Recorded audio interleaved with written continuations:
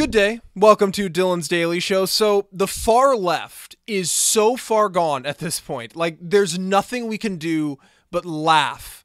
Like, there's literally nothing. They have lost their minds.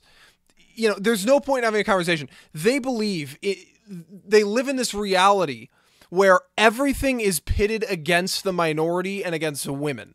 Like, they think that white men are the only people that can be successful, and that they're trying to expose some sort of secret conspiracy from everybody to take down the white man. Like we're just propping up the white man. And that's their idea. It's like, that's what they believe.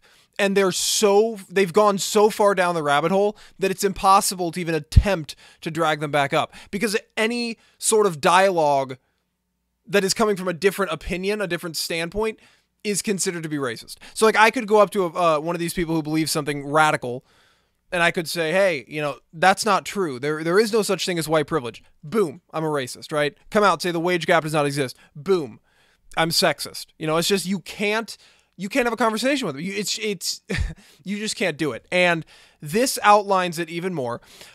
So at the University of Toronto, there's a professor named Ronaldo Walcott, okay?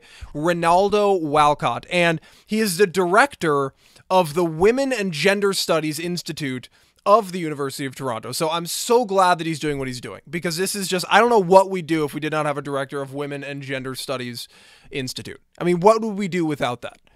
We would all die if we did not have a director of Women and Gender Studies Institute. So anyway, he says, and this is what he's been saying, and this isn't new, he's been radical for a while, but he says that free speech is intended to uphold white supremacy. So the idea of free speech and people who wanted to protect free speech, they are upholding white supremacy. Now, the funny thing is about him saying this is that he's using free speech to say that. So essentially what he's saying is that the free speech that I agree with is not used to uphold white supremacy, but the free speech that I don't agree with, that is white supremacy. You can't say that. You can't say that. And if you start getting rid of free speech, then what comes next? I mean, what do you get rid of? There's no point that you saw. It's just a slippery slope of words keep getting banned, because people will always find, it's like, instead of big pharma, it's big offend, right? Big offend will always find something to be offended about.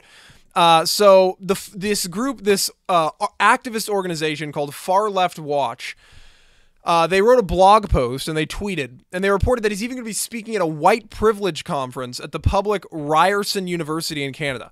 Now, he argued in a series of tweets that free speech and academic freedom are rooted in white supremacy. Quote, let's be clear. Free speech and academic freedom, both of them are presently constituted and defended, are white supremacist speech. It's clear as day, and I ain't down with either of them. So that's what he's saying. Now, people are treating the university as a central pillar of white supremacy. It has to be destroyed like all white supremacist institutions simultaneously. He said, end the damn myth. Universities are not sanctuaries of free ideas. They are sites of white supremacist logics, and they allow some small differences. Now, the Far Left Watch, they tweeted, they said, according to this University of Toronto professor, free speech and academic freedom are white supremacist speech. Educators like this are why we are losing an entire generation to social justice extremism. And it's so true. They are ruining the idea of even going to college. Like, people are looking at people like Professor Ronaldo Walcott, and they're saying, I don't want to go be a part of this. I don't want to go to college. And then even more so, employers are looking at people who have graduated from college, and they're saying, hey, they've got this degree. You know what that means? It means that they are social justice warriors. That's what it means. They're not taking it seriously. It's a terrible business model for the universities. I'm surprised they allowed this to happen, because they're losing money. I mean, obviously they get a lot of money from the government. I don't know the entire situation in the universities in Canada, but in the United States, they get a lot of money from the government, but they're going to start losing money if people aren't going. That's why the price of college is going up, but the value is going down. I mean, dude, I cannot think of another institution in the world that has done more to try to fight back against a non-existent, racism we have in this country than the universities in general. I mean, they have done so much. They exclude white people. They have these safe spaces. They have their cry closets is a new thing. It's like, what the hell? You need to cry in a closet? I mean, it's stupid.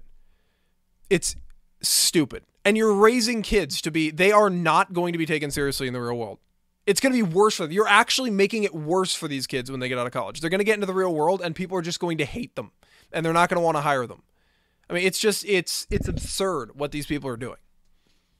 It's absolutely absurd. So anyway, that is all for the video today. Ladies and gentlemen, if you enjoyed, be sure to like and share and don't forget to subscribe so you don't miss out on any more. I will catch up with you guys next time.